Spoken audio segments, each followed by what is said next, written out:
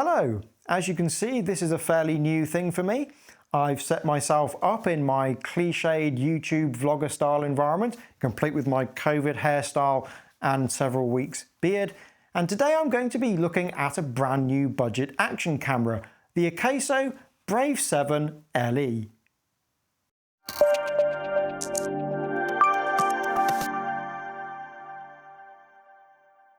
The Akaso Brave 7 LE is one of the newest action cameras to the market, and it's aimed at budget users. At $139, the camera would appear to be very good value for the money. It has two LCD screens, one on the rear and one on the front, very similar to the DJI Osmo Action.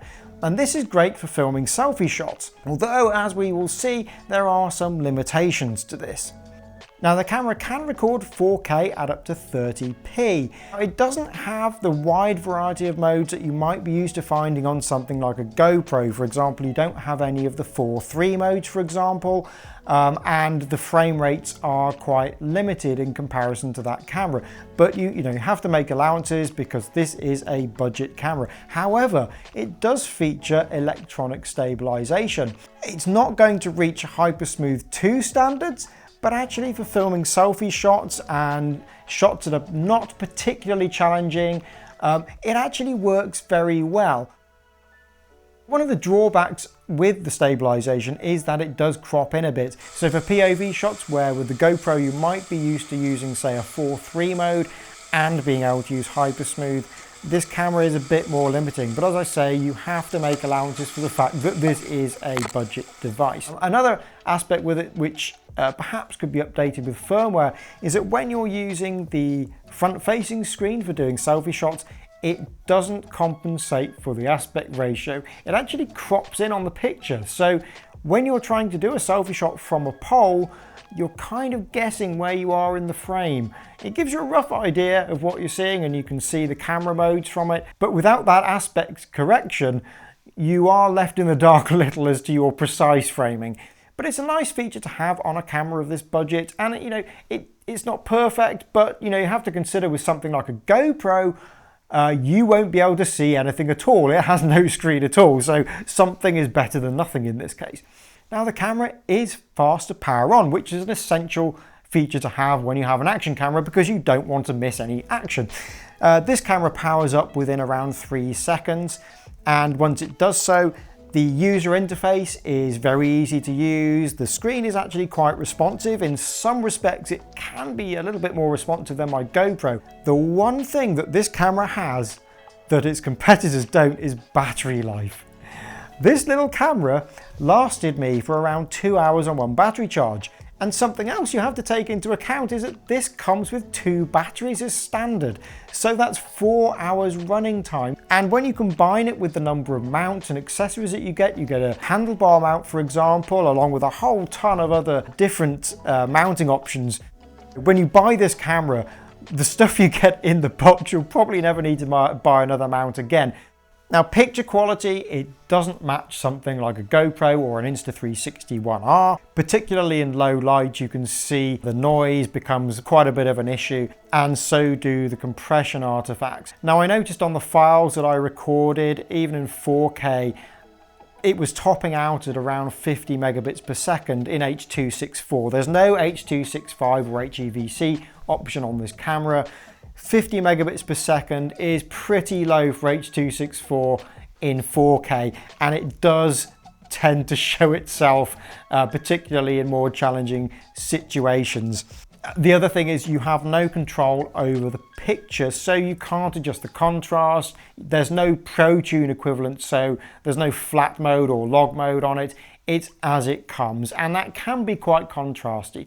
Again, the type of user who'll be using this camera is someone who wants to film, they want to get the footage off the camera onto their laptop or onto their phone very quickly and easily, send their clips to their friends with the minimum of fuss. We have to remember a lot of users of action cameras are not that editor savvy. They don't want to spend a lot of time editing their footage and messing around with it and grading it. So we have to take that into consideration when looking at particularly a budget camera such as this. Now, something else that differentiates this from something like a GoPro or the 1R is the fact that it uses a dive case if you want full waterproofing. Now it will withstand a 1 meter submersion up to half an hour. That's its IPX7 rating coming in there. But for anything else, particularly if you're going to be going into more powerful water, such as in the surf, you'll want to use this case. Now on the one hand, it does offer the camera more protection, but on the other, particularly when it comes to water sports, you have to be very careful. Particularly I found in the UK in the winter, it can cause condensation issues, fogging up the lens, and I haven't come across a camera yet that uses an external case such as this that doesn't have that problem. The other issue with a case like this is that in order to change any settings on the camera, you have to open it up. Now, if you're dealing with condensation issues, there are tricks and methods you can use to minimize those sorts of issues within a case like this. However, once you open the case up, all that effort you went to minimize those condensation issues, unfortunately, will all be undone. The build quality of this camera is actually really good as well. It has a nice rubberized sort of texture around the outside. It's got a nice little weight to it. Now, it's kind of a funny thing to say because it's an action camera and you're going to be wearing it on your head. You don't want it to be too heavy, but it has a quality feel to it. There are two main buttons on the top and they control both the mode and the record trigger or the shutter for the stills mode. Stills wise, the options are pretty good on this camera, although you don't have the option of shooting RAW. It's JPEG only, I'm afraid. But you do get the option of using time-lapse and also slow shutters as well, so you can use it for getting those light trail effects. So it does have a few nice options for playing around with it and getting creative. It's just that the video modes are a bit more limited compared with some of the competition that you find now.